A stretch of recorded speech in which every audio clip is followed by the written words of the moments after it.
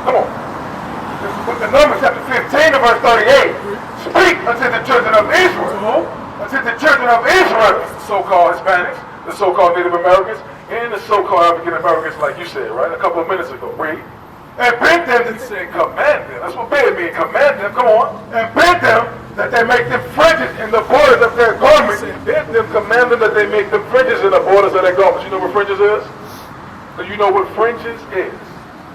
Fringes. Like you just read in the Bible. Michael just read it. Twice, I think. You don't know what fringes is. So he said fringes in the borders of the garment. What's a garment? You know that word? Garment, yes sir. It's more common, right? So what's a garment? Yeah, your clothes. Perfect. So your garment and the borders of your garment. So the border is the beginning or the end of something, right? So he said put fringes in the borders of your garment. So to tie it all together, what would you say that means? We should have fringes on our clothes, right? If you look at the borders of our garments, every single man there has fringes on. Thus says the Lord. This is what application looks like. You see what I'm saying? You got to get fringes on your clothes, man. You got what you got? Go ahead. Throughout their generations. How long? Throughout their generations. That's the tribe of Issachar. Look like right there in the car. You're from the tribe of Judah, it seems like. Our generations never stop. We should still be applying this commandment. That's why we still out here applying this commandment. You got to get your fringes on, bro. Let your people know to do the same. Read. And that they put upon the fringe of the borders a ribbon of blue. What got to be on top of your fringes? You heard what he said? What got to be on top of your fringes? What he said? I can't. You said what? We're going to put all praise. I wanted to make sure you was listening. Come on. And it shall be unto you for a fringe, that ye may look upon it. We may what? That ye may look upon it, and remember all the commandments of the Lord. So it's not just doing that commandment, you actually got to use that commandment. The commandment of wearing fringes is to help remind you of the other over 600 commandments that we got. You can stop and look down at your fringes, and it might help you to start a sin you about to commit, because you're getting off into your emotions, something made you mad, or you see something that you're staying that you shouldn't be staying. You know what I'm saying? It can be going off in anything. These right here can help you refrain from committing another transgression. Because when you sin, it don't just affect you, you hurt your nation as well. It's nation time, bro. You know, just 1 Corinthians 11. You know what I'm talking about? As a 2 Corinthians, 1 Corinthians 11. It's never just about us as individuals. It's about the nation. You see what I'm saying? We got to learn that. Everybody else is nation-minded. Out here they got a little, I want to say a Chinatown somewhere. I can't remember. I seen it myself. And I want to go back there. But they signs say, you cannot come back here if you don't live in this community. The Chinatown got their own. It's not Chinatown. It's something else. I can't remember what it's on the side. But anyway, all these other nationalities, where they got their own little living situations going on, and it's just them in their communities. We don't have that.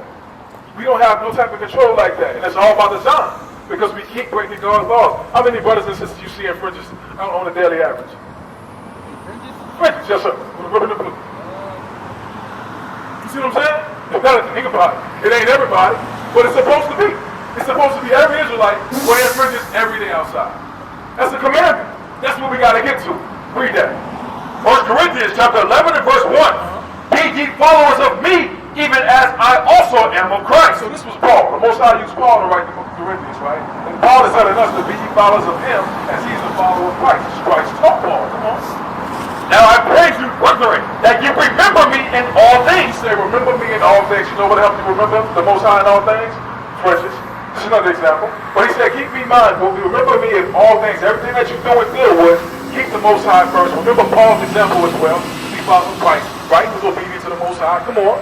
And keep the ordinances as I delivered them to you. And keep the laws like I taught you to. Keep the laws like I showed you to. Come on. But I will have you know that the head of every man is Christ, and the head of the woman is the man. So now he's giving us God's order. He said the head of every man is Christ, and the head of who? And the head of the woman is who? Is the man. What's that telling you right there? You don't read it again. But I will have you know that the head of every man is Christ. So the head of every man is Christ, right? That's what Christ answers to, in other words. Come on. And the head of the woman is the man. The head of the woman is the man, which means what? What does that let you know?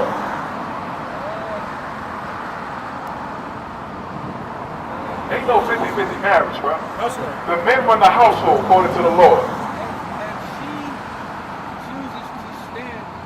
If she chooses to stand with If she chooses to stand with me, you, then he has that ability to become that head. he has the ability to become the head. She can be independent, or she can choose to be married. So you saying she got a choice? I'm talking about a marriage. I ain't talking about no choice. They married. Or they get married. That's what I'm talking about. So, according to God, let's read it again. But I will have you know that the head of every man is Christ. So if you look to your right, that man is right there. I see a man driving and a woman in the car. If that's his wife, what God is saying, he runs the household. Ain't no 50-50. If they marry, she must honor her Lord in righteousness. I'm talking about dealing with no N-word, no Negro. I don't want to offend nobody right now. So I'm talking about the man ruling this household, thus said the Lord. That's what God said. You know, no other nation, again, back to other nations, no other nations deal with this problem. And if you look at a movie or anything, a documentary, you're going to see in other nations, the women respect their men. That's right. It's only in the Israelite nation where this is a problem. Why? Because we came too far from the Bible. We shouldn't have went nowhere from the Bible. We've been taken from the Bible. That's why. Now we got to come back to the Bible and get back in order. Because every other nation is doing, pretty much doing what we're supposed to be doing. Because they don't want us doing it. But nobody else has this problem. When the so-called white man decided they was going to put the so-called Native Americans in slavery, the woman was there supporting them. His woman. When the so-called white man decided he was going to put the so-called blacks in slavery, the white woman was there supporting them. No problem. Even when he was raping other women, it's still today they doing it. Daniel Host Claw. Daniel, give me Deuteronomy 20. Hold that. Deuteronomy 28 and 32 is going to be on the left page and the right column on the bottom somewhere. That curse about being raped. I think it's right there. It's a dude called Daniel Ken Host Claw in Dallas. He done raped about, I think, 21 sisters. He got some years. Huh? Well, men present? I don't know. You know how what they do is they catch our women, and they usually got a problem like a warrant or something, and they tell that woman, I'm gonna take you to jail unless you let me do this or you do that. Talking sexually, they rape our women. That's how this joker got caught. It's probably, I'm pretty sure it's more out there. Read what you got. Deuteronomy chapter 28 and verse 30. This is back to the curses. The curses that's placed on the Israelites. How we know who we are based on the curses that God said will be on his people in the Bible. That's what we read. The Bible. Come on.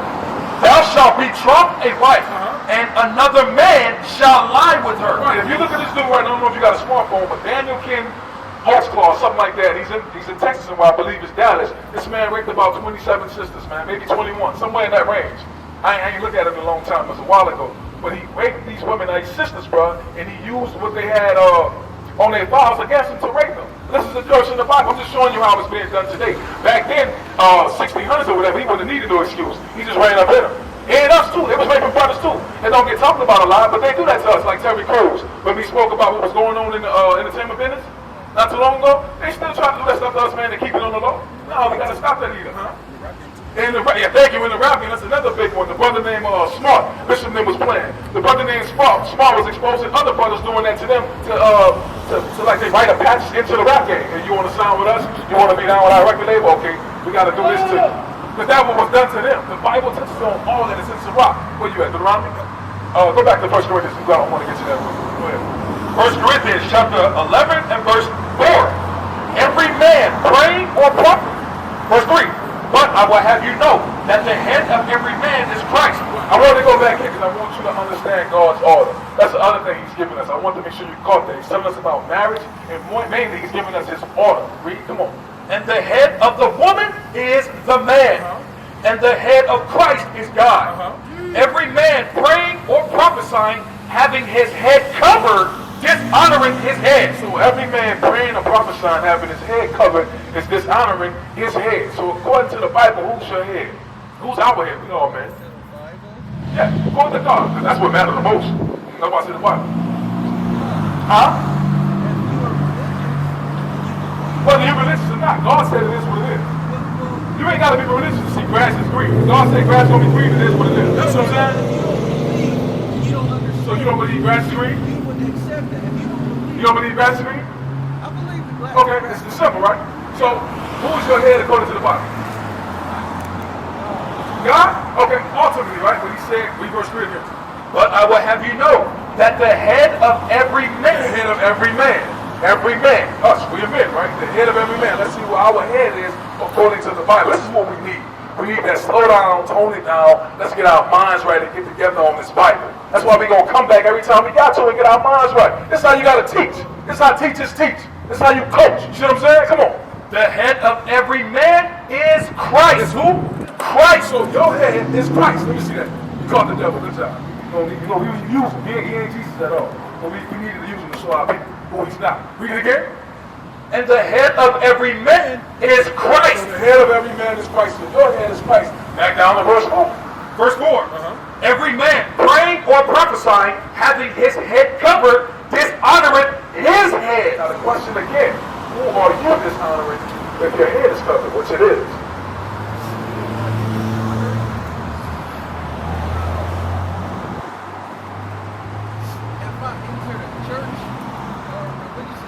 No.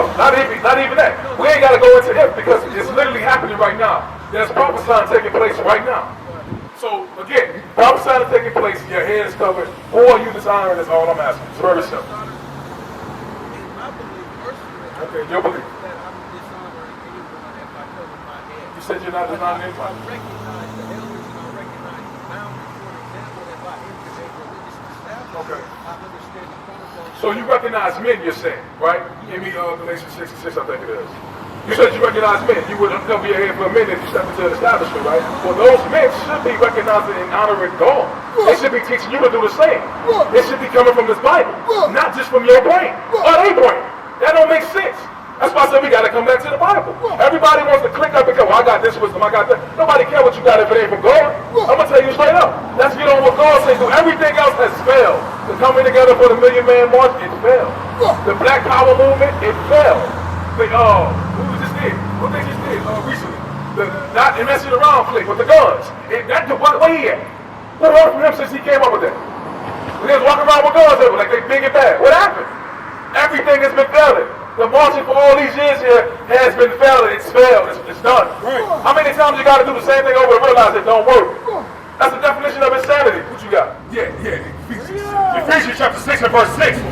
Not with eye service as men pleasers. What? As men pleasers. You got to learn to get on God page. But read that part again. I'm sorry. Not with eye service as men pleasers. You know what they're talking about? Yes, man.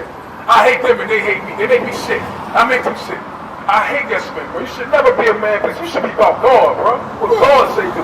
Put God first. A man can't do too much for you. He damn sure can't do what God can do for you. So why follow a man like that ain't teaching you to follow God? That don't make no sense.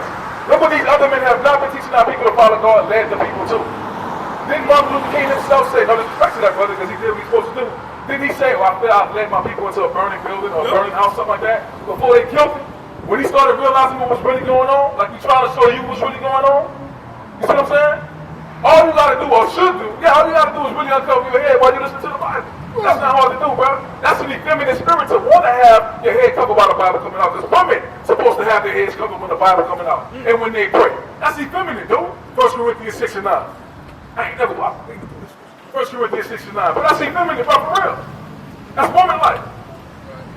Say what you gotta say, bro. I don't want you to think I'm trying to argue with you. I'm really trying to help you. I promise. That's your opinion. It's not my opinion. We're reading it. Thus said the Lord.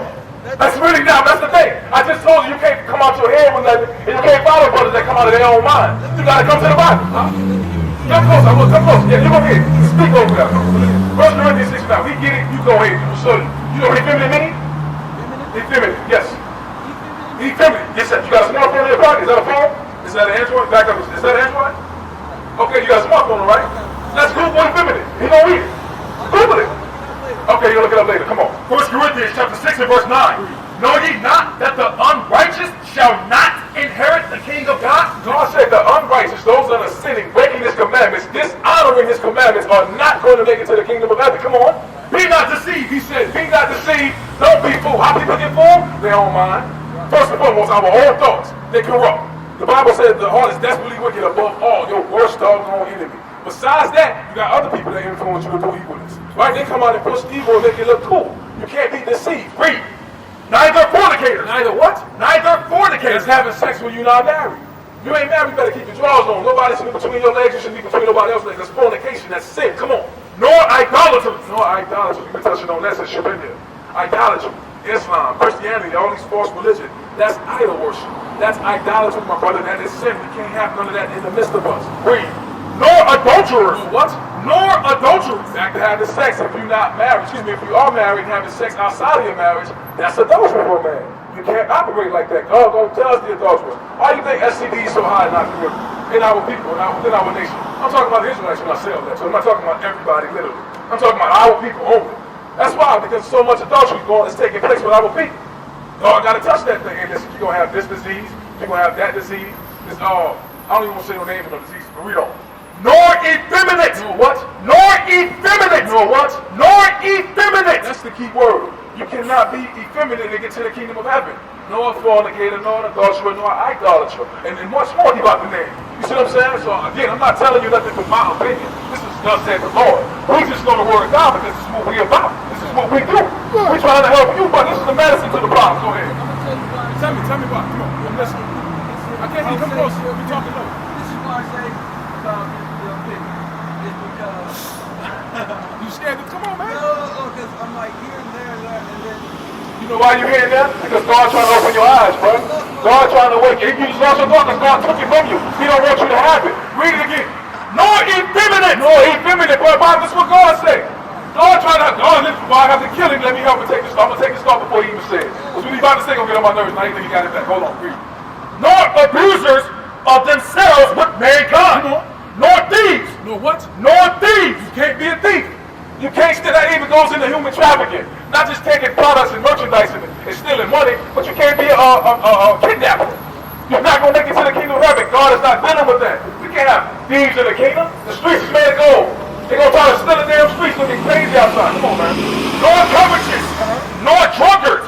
Nor revilers. Nor extortioners shall inherit the kingdom of God. All these things our people have been doing, bro, we have to stop. That's why we're bringing the medicine to the streets, bro, to our people. Face to face, for free. You don't see no cups, no plates, nothing for no money talking about his offerings and none of that. Because we want our people to know the truth for free, bro, so we can go home. That's all we want. We're trying to go home.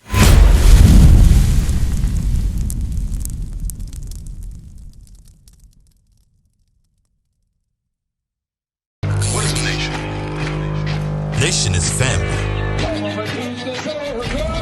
Nation is community. Nation is men leading by example. Nation is women's support. Nation is children with role models. Nation is unity. Nation is you.